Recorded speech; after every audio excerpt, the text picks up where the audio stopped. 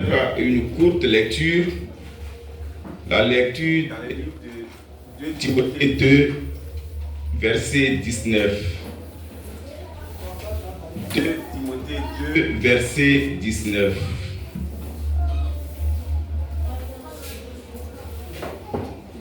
Alléluia.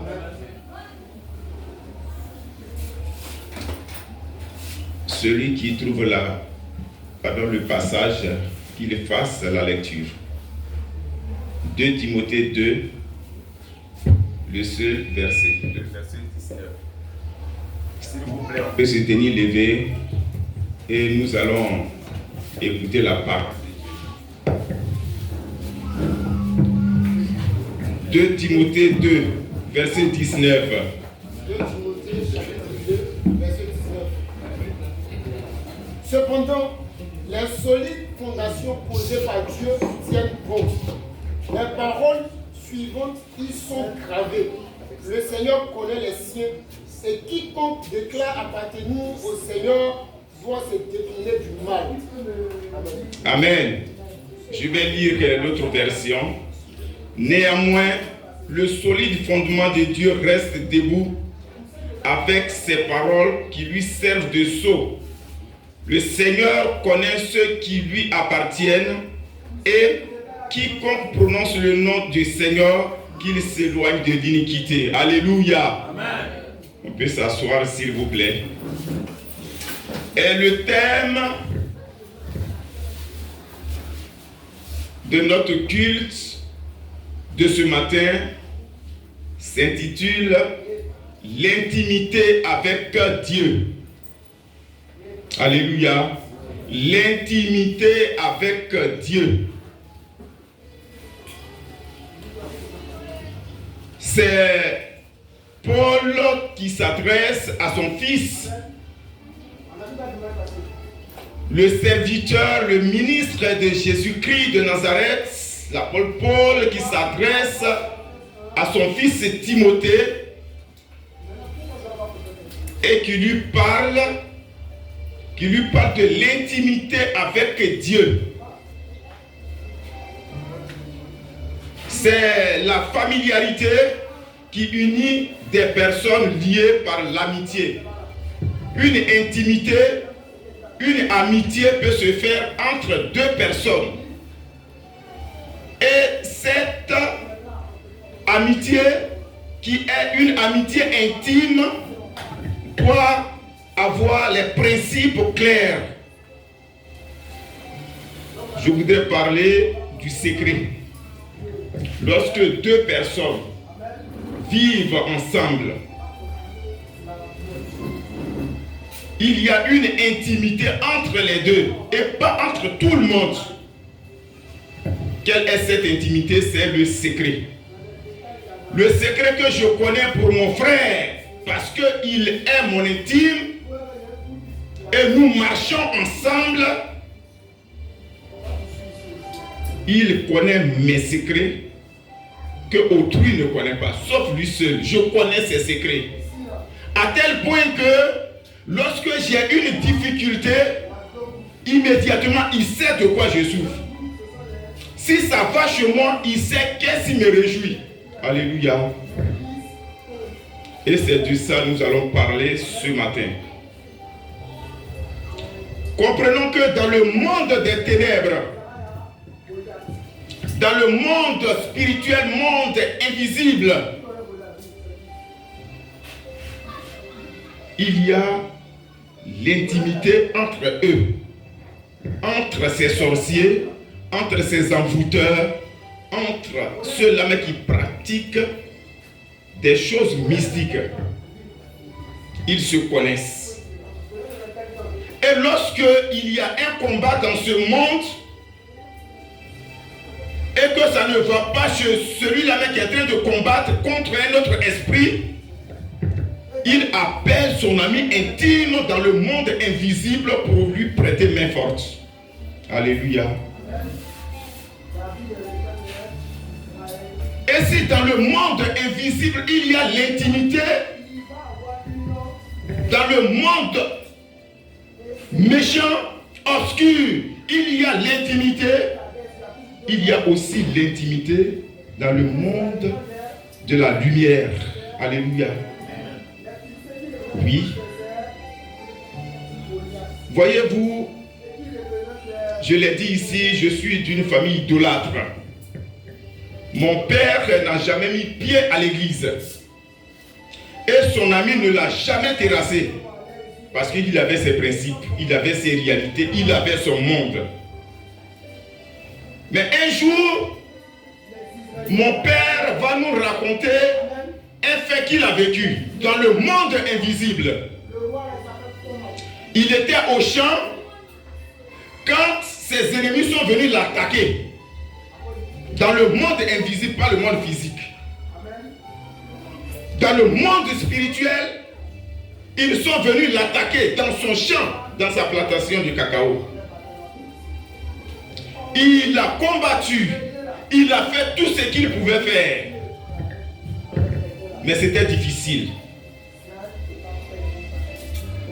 Et il a appelé le renfort, il a appelé lui son ami, qui se trouve à plus de 200 km dans le monde invisible.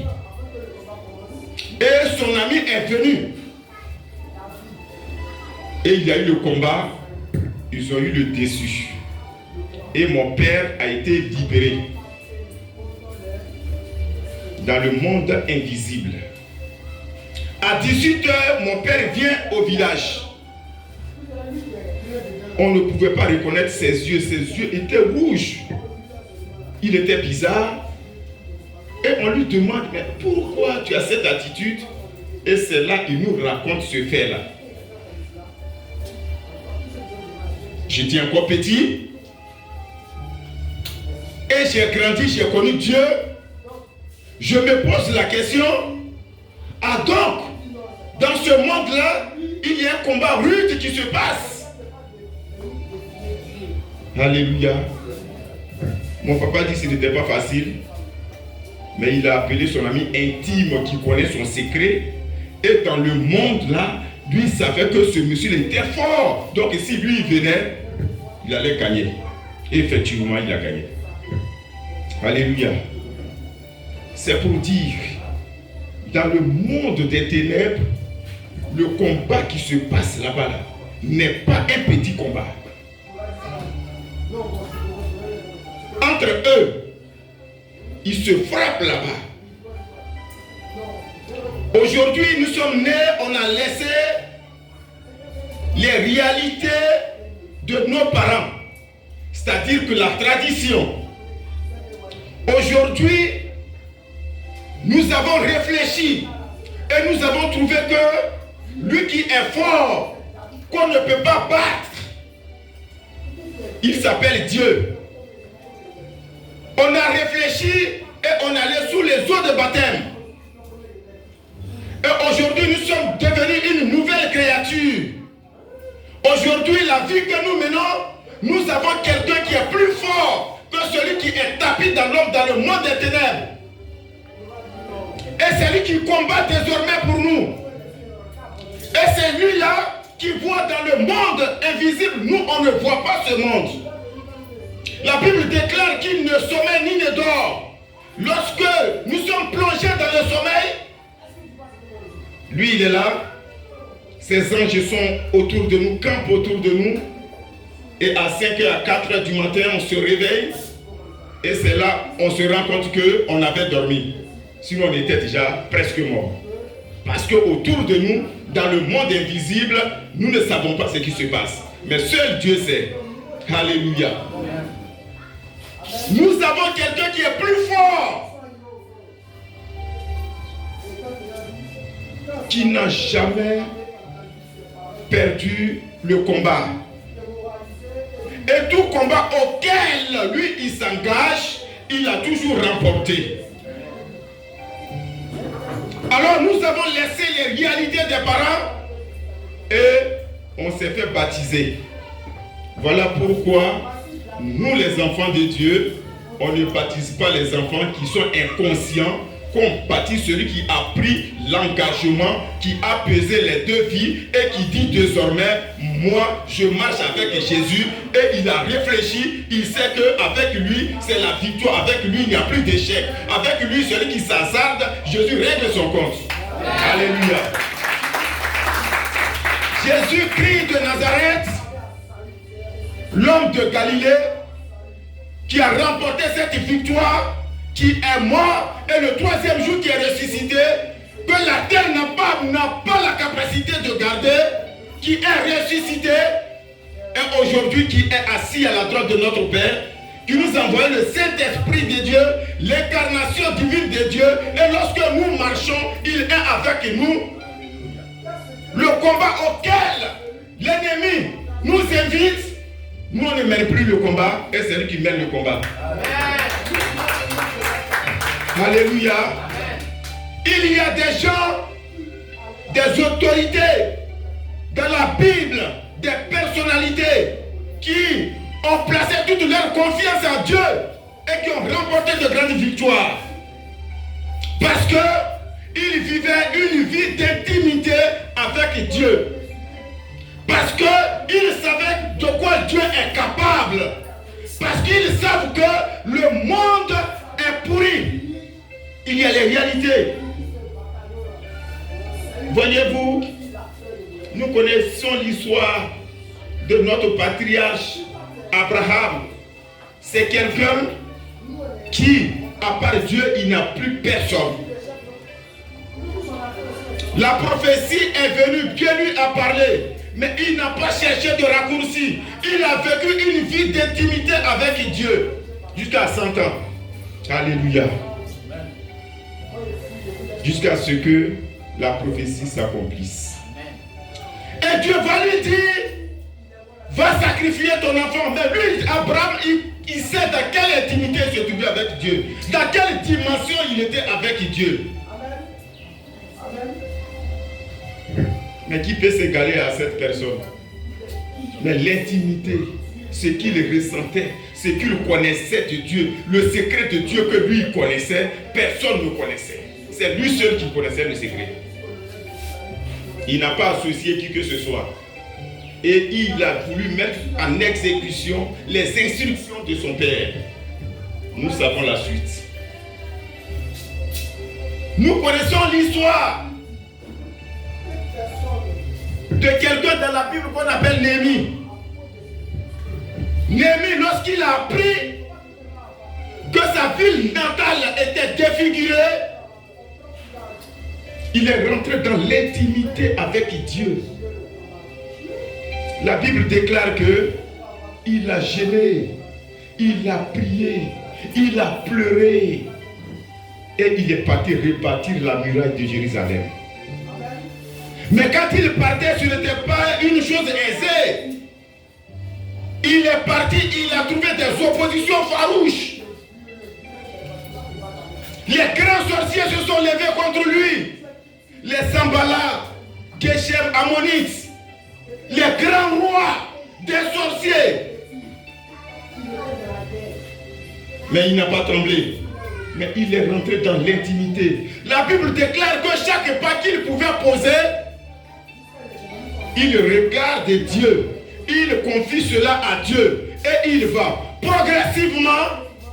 La brèche de la muraille s'est fermée et il a réussi cette mission. Pourquoi? Parce qu'il était dans l'intimité avec Dieu. Chers frères, autrefois, les gens avec qui Dieu a fait les alliances ont remporté de grandes victoires parce qu'ils vivaient dans l'intimité avec Dieu. Mais Dieu va s'asseoir, il va dire, moi, je ne fais plus d'alliance avec quelqu'un. Et je ferai la dernière alliance, qui sera la venue de Jésus-Christ sur la terre. Je ferai la dernière alliance, qui sera sa vie, sa mort et sa résurrection, qui est la dernière et la nouvelle alliance. Et à part ça, il n'y a plus d'alliance. Alléluia. Et Dieu va envoyer Jésus sur la terre. il va vivre, il va finir sa mission et Jésus va mourir. Le troisième jour, Jésus va ressusciter. Et après, il va envoyer l'Esprit de Dieu aujourd'hui qui est avec nous partout où nous sommes. Mais nous sommes plus que victorieux.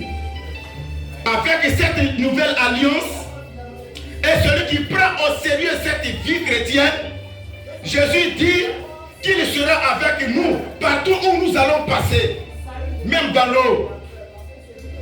Il sera avec nous. Dieu lui a donné ce pouvoir. Il n'est pas limité. La pesanteur n'a plus. Il est partout. Là où il est, il agit. Ce n'est pas sur la terre seulement il agit. Il agit partout. Ce n'est pas ici il agit seulement. Il agit aux États-Unis. Mais si tu as ce Dieu, qu'est-ce que tu fais? Il faut chercher à le connaître. Si nous avons l'intimité avec Dieu, nous allons maîtriser certaines situations dans notre vie. Celui qui vit une vie d'intimité avec Dieu, lorsqu'il y a certaines situations dans sa vie, il sait de quoi il est question. Alléluia. Désormais, Jésus est notre ami. Un ami fidèle. Nous sommes dans l'intimité avec lui. Ce qui veut dire qu'il y a un secret que nous savons de Jésus. Il y a un secret que Jésus sait de nous. C'est un ami. Quand nous lisons Jean 15, verset 4, il est écrit: désormais, Jésus là, il est avec nous. Il est dans nous. Et nous également, nous sommes dans Jésus. Mais quand j'ai lu ce passage, j'ai dit, ben tiens, donc partout où moi je passe, Jésus est en moi. Donc en marchant, physiquement, le sorcier sait que moi je suis en train de venir, mais il ne peut pas m'atteindre. Parce que c'est Jésus. Il ne peut pas tuer Jésus. Jésus ne peut pas mourir deux fois, mais il est en moi. Et moi je suis lui. Alléluia. Amen. Mais Jean 15, 4 dit, Jésus est en moi. Je marche, il est en moi. C'est celui qui me fait marcher. Partout où je passe, il est avec moi. Et c'est lui qui est mon ami. Un ami qui ne trahit jamais. Quand tu es dans l'intimité avec Dieu, ça se dépeint sur ta vie. Cela veut dire quoi? Ça se voit, ça se matérialise. Tu es dans la société, les gens savent que lui là c'est un homme mis à part, c'est une femme mise à part. Cela se dépeint sur ta vie. Quand l'ennemi veut te distraire, le Saint-Esprit te dit, c'est l'ennemi qui est en train de faire ça. Et puis tu es serein. Tu vas aller composer. Arriver dans la salle, on dit, ah les gars, on a qu'à cotiser 2000, et puis après on va donner. Tu es un enfant de Dieu. Au moins je suis en train de dire ça là. Mes amis, moi je ne suis pas dans ça. Jésus-Christ là, celui qui va me donner ce que je vais écrire. Vous pouvez faire vos trucs, hein. Moi je suis concentré là. Ça se dépeint sur ta vie. Oh, toi tu es un pasteur, vous quittez devant nous. Ok, mais nous allons partir au résultat. Alléluia. Cherchons cette vie d'intimité avec Dieu. Pourquoi certaines personnes, certains chrétiens n'arrivent pas à vivre l'intimité avec Dieu? On est chrétiens, ce matin nous sommes là. On sait de nous chrétiens. Les gens savent que nous sommes chrétiens. Mais pourquoi certains ne vivent pas cette vie d'intimité avec Dieu? Mais ça pourrait paraître bizarre.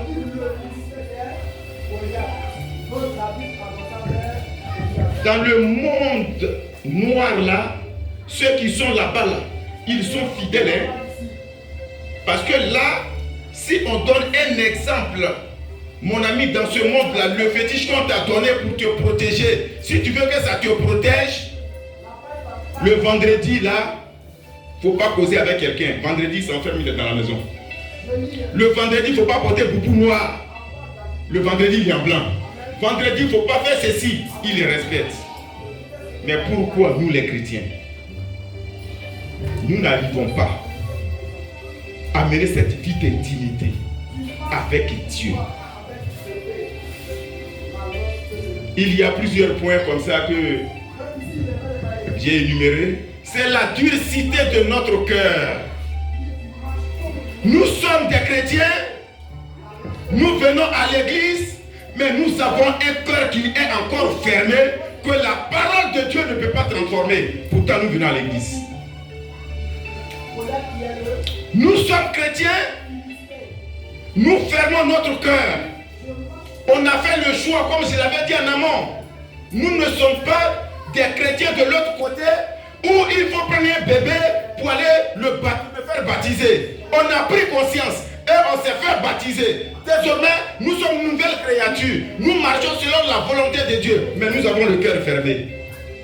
Quand la parole de Dieu veut atteindre au travers de l'Esprit de Dieu, nous toucher, on enferme, on s'enferme et la parole de Dieu ricoche sur notre cœur et ça ressort. Mais comment nous pouvons vivre une intimité remplie dans le secret de Dieu? Et on est là, on est chrétien, on est toujours à la même position. Pourquoi, chers frères et chers sœurs? On doit se libérer, se dépouiller de notre cœur. Dire à Dieu de phagocyter notre cœur. Notre cœur lui appartient désormais. Lorsque la parole de Dieu va venir, et ça va toucher tout ce qui était rancœur, tout ce qui était murmure, tout ce qui était bruit, tout ce qui nous enfermait. Tout va sortir et Dieu va prendre possession à tel point que lorsque une parole négative va venir, le Saint-Esprit prend possession de notre cœur, le Saint-Esprit nous habite, le Saint-Esprit éclaire maintenant notre être et notre pensée. Et cette parole négative ne pourra plus jamais nous enfermer. L'autre point, la distraction.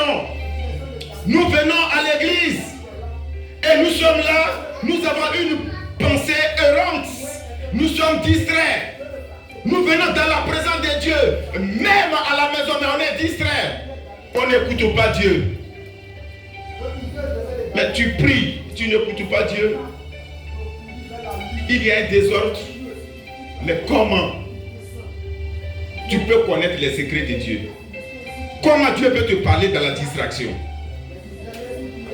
Que Dieu nous aide à être des chrétiens sereins qui écoutent, qui avons une vision et Dieu nous orienter. Il y a la paresse. Il y a certains chrétiens, je dis bien certains chrétiens qui sont paresseux. La Bible que Dieu nous a donnée, qui est notre boussole, qui pour nous orienter. Au commencement était la parole. La parole était avec Dieu, la parole était Dieu. À tel point que lorsque tu prends la Bible et que tu la lis, tu es en train de lire Dieu et tu es en train de lire la parole de Dieu. Si cette parole te touche et que tu la gardes de façon précieuse au plus profond de ton cœur, tu es un homme libéré. Mais est-ce que nous lisons la Bible? Nous ne lisons pas la Bible. Je vais dire, certains chrétiens ne lisent pas la Bible. La paresse à tel point qu'on ne peut pas prier. Mais si tu ne pries pas, que quelqu'un prie pour toi tous les jours là, est-ce que c'est bon? Nous devons être des chrétiens engagés dans la prière. Et lorsqu'on prie, c'est parler à Dieu et également Dieu nous répond. Alléluia. Il faudrait qu'on soit courageux et que nous lisions la Bible régulièrement. Mais avant de lire la Bible, demandez à Dieu, c'est ta parole. Donne-moi cette intelligence-là pour que je puisse la comprendre. Et nous allons comprendre la parole. Nous allons comprendre progressivement la parole. Et nous allons prier. Un chrétien qui vit dans cette vie d'intimité-là, lorsqu'il prie là, il n'arrête pas. Mais si tu n'as pas cette vie, c'est que tu vas dormir, amen. Tu te réveilles matin, Seigneur, je me suis réveillé, je vais au travail, amen. Alléluia. Dans le monde invisible, auquel Dieu nous impose à mener. Mais je vous dis, là-bas, on ne joue pas. On ne joue pas. Soyons courageux. Soyons courageux. Si nous sommes disposés pour Dieu, si nous ne sommes pas distraits, Dieu peut nous surprendre. Nous connaissons l'histoire de Zacharie. Il ne s'attendait pas à ça, mais il était venu. Il était de permanence. Il vient dans le temple pour faire sa permanence. Et c'est là, l'ange Gabriel va venir le visiter. Mais quand il venait de chez lui à la maison, il ne savait pas. Mais il est venu faire le travail de Dieu. Tu vas faire un enfant. Alléluia. Si nous venons dans la maison de Dieu, soyons dans une bonne disposition pour que véritablement Dieu nous surprenne. Alléluia. Il y a les murmures des chrétiens qui mijotent des choses, qui murmurent chaque fois.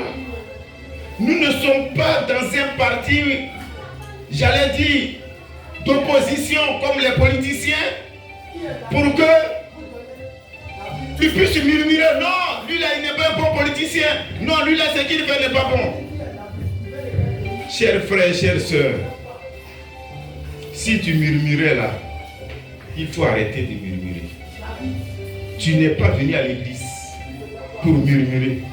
Tu es venu à l'église pour chercher la face de Dieu. Des gens que leurs parents ont mis à l'école, qui ont eu des diplômes, que Dieu hésite. Ton diplôme que tu as eu là, Ça, c'est le diplôme du monde. Moi, je vais te donner, moi, mon diplôme. il les laisse tous tes diplômes et puis vient les servir. Mais quand Dieu donne une vision à cette personne et que toi tu murmures, comment tu peux rentrer dans l'intimité de Dieu? Dieu ne l'a pas appelé pour fabriquer des choses, pour parler comme ça. Dieu l'a appelé pour guider ses enfants. Alléluia. Arrêtons de murmurer. Arrêtons de murmurer. Si on parle de cotisation là, si tu n'as rien, il ne faut pas donner. L'homme de Dieu ne va rien te faire. Mais tu murmures et tu ne vas pas donner. Ou bien même tu murmures, tu vas décourager celui-même qui va donner. C'est pas bon. Dieu donne une vision, il donne la provision de la vision qu'il a donnée. Il a envoyé quelqu'un pour éclairer l'esprit du peuple. Il lui donne une vision. Mais s'il donne la vision, il va donner la provision, il va donner le matériel pour travailler. Alléluia. Arrêtons de murmurer et regardons dans la même direction. Lorsque Néhémie, les gens, ils partaient rebâtir la muraille de Jérusalem, ils faisaient. L'ennemi est rentré dans le groupe de Néhémie. Mais comment? Son équipe, les gens travaillent.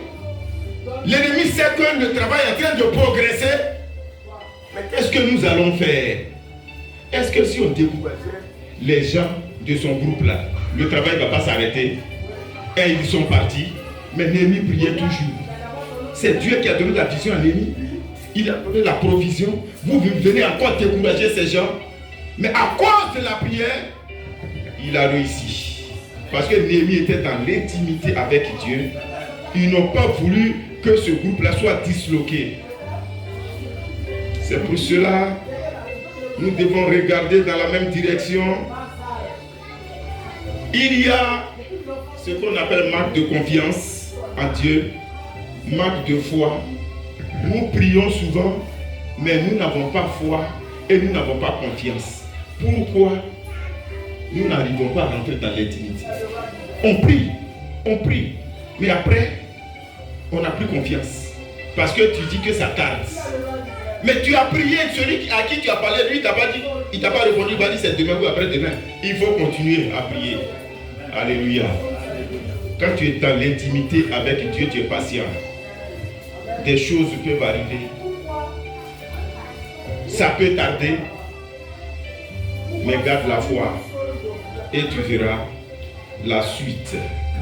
Alléluia. Comment vivre une vie d'intimité avec Dieu? On est chrétien, mais comment nous pouvons vivre cette vie-là? Dieu voudrait que nous puissions rechercher cette vie-là. C'est comme le matin, tu te réveilles, tu vas chercher le travail à la zone. On ne t'a pas appelé, hein? Ce n'est pas quelqu'un qui t'a dit qu'il faut aller à la zone. Mais tu vas et tu es arrêté au portail du Libanais. C'est comme ça. Chaque jour, il faut chercher cette intimité-là. Parce que ça ne se révèle pas comme ça. Il faut chercher. Quand le Libanais va ouvrir son portail, il va dire, j'ai besoin de 10 personnes. Mais mon ami, si toi tu es derrière là-bas, là, les 10 vont rentrer. Et puis c'est fini. Tu vas attendre demain encore. Et c'est comme ça tous les jours. Nous devons rentrer dans l'intimité avec Dieu, chercher véritablement comment nous pouvons aller en eau profonde avec lui, découvrir les secrets de Dieu. Alléluia. Avoir une vie de prière. Chaque jour, il faut prier, c'est un exercice. Quand j'étais en 6e, notre professeur de mathématiques et un français, il nous disait, est-ce que vous connaissez le secret de la mathématique? On dit non, monsieur. Il dit, bon, on finit de faire un chapitre là. Tous les exercices qui sont dans le livre là, faites. Vous arrivez à la maison, tu fais, il faut reprendre, fais seulement. L'exercice là, c'est un exercice. Il faut t'habituer. La mathématique là, quand ils vont donner n'importe quel exercice, ça va pas quitter, ça va quitter dans le chapitre. Mais toi, tu as déjà fait tous les exercices. Alléluia. Autrement dit, il faut t'entraîner. Il faut t'entraîner. Il faut faire des exercices. Un footballeur joue toute la journée. Mais s'il va jouer, il sait comment il va dribbler. Donc, nous devons nous exercer à la prière constante. La prière constante. La Bible dit dans 2 Timothée 2, 19 là, désormais, si nous sommes dans l'intimité avec Dieu, c'est comme un cachet, le tampon là, qui est sur nous. Dieu là, nous lui appartenons maintenant. Nous sommes les propriétés de Dieu.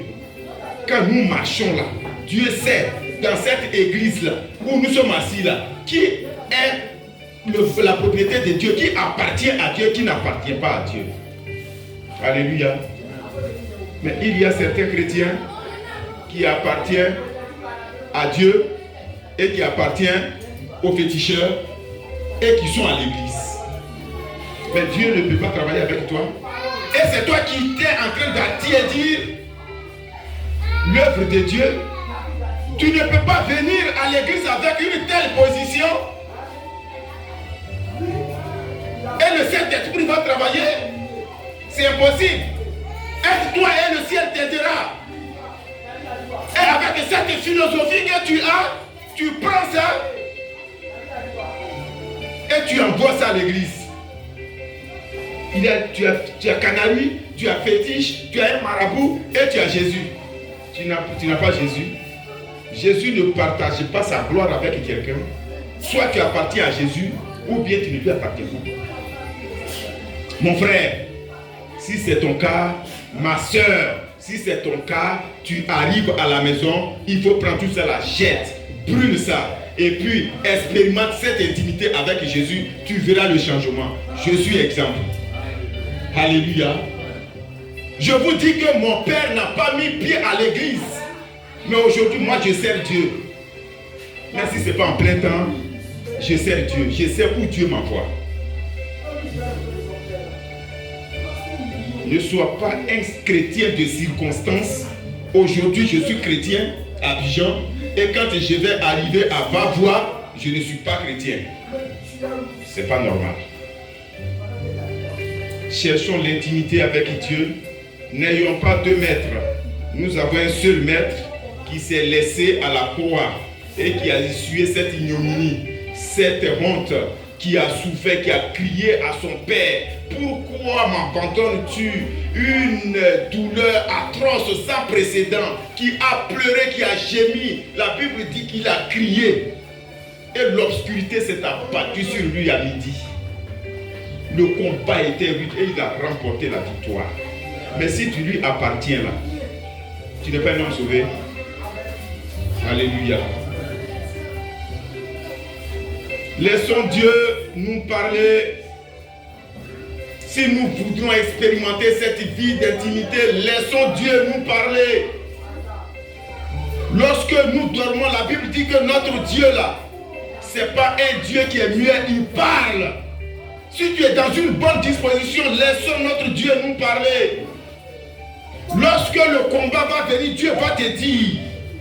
Lorsque une difficulté va surgir, Dieu va te dire.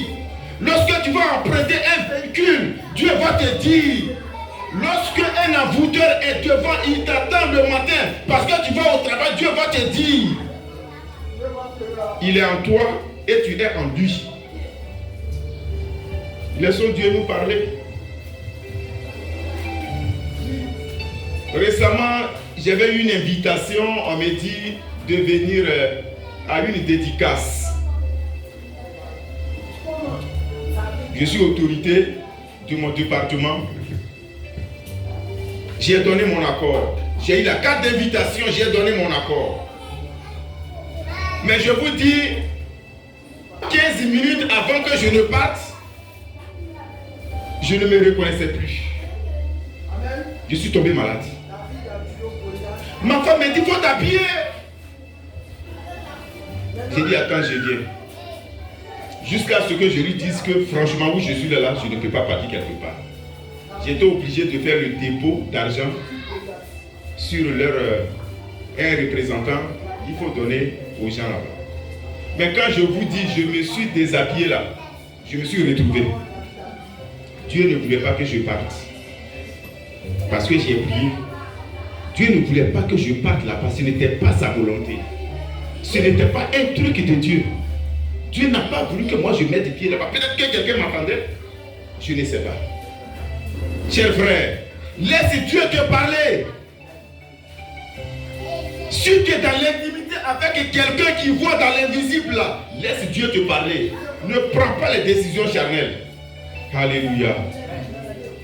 Il faut rejeter les amitiés du monde. Tu veux rentrer dans l'intimité avec Dieu, on dit que c'est Jésus qui est notre ami. Celui qui n'a pas l'ADN de Jésus là, il ne doit pas rester avec nous parce que désormais nous avons l'ADN de Jésus. Alléluia. Quand nous on marche, notre sang là, c'est Jésus qui est dedans. Si Jésus est dedans, nous sommes dans Jésus. Lui qui doit marcher avec nous là, il doit avoir les traits de Jésus. Mais si tu es un chrétien et puis tu as des amis du monde, mais il t'entraîne où? Dans le monde. Mais comment tu peux rentrer dans l'intimité?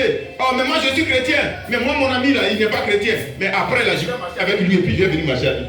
Franchement, revoyons notre vie.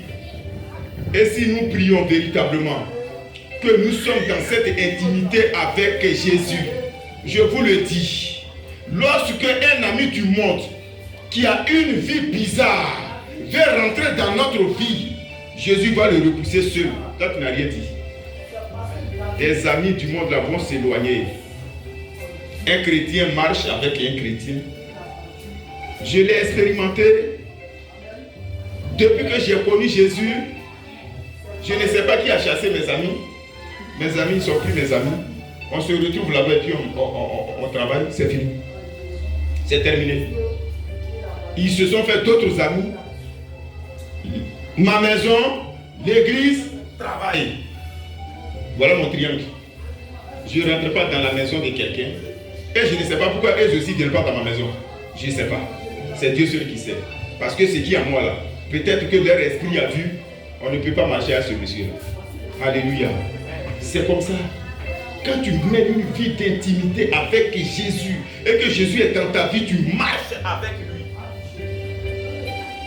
Ton esprit là, ça chasse les gens qui ne peuvent pas faire toi ton affaire. Il faut cultiver l'humilité autour de toi. Si Jésus a livré sa vie, il s'est oublié. Nous qui sommes les enfants de Jésus, qui marchons selon lui, il ne faudrait plus qu'on soit orgueilleux. il faudrait que cela se détecte dans notre vie. À tel point qu'on va te trouver au travail. Mais ce monsieur qui a tel titre là, c'est lui qui est comme ça. Oui, je ne sais pas pourquoi je suis comme ça, c'est Dieu. Mais tu es gonflé pourquoi? C'est Dieu qui t'a donné ce travail. Ça va te faire gonfler pourquoi? Ça c'est vanité. L'homme, l'enfant de Dieu, il est plus important que tout. Tu vas te lever, aller prier pour un prisonnier, un voleur, un malfaiteur qui a endeuillé les familles. Oui, c'est ce que Dieu m'a donné comme travail. Il m'a donné ce travail et puis m'a donné sa connaissance. Je dois prier pour lui. Alléluia.